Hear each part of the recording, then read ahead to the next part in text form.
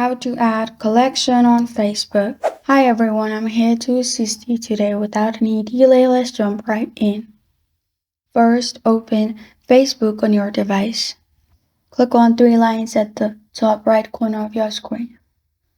After you've clicked on three lines at the top right corner of your screen, click on your profile, which is your name. In your profile, click on the three dots. After you've clicked on the three dots in here, it will lead you to this page. In here, press on Archive. After you've pressed on Archive, click on Story Archive at the top.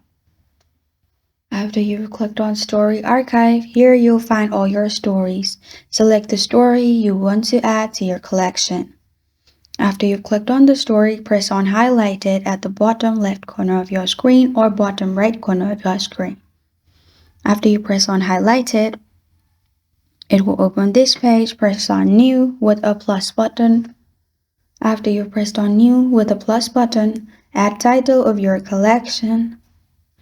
You can add more if you want by pressing on Add More. If not, press on Save at the bottom. After you do that, you're good to go.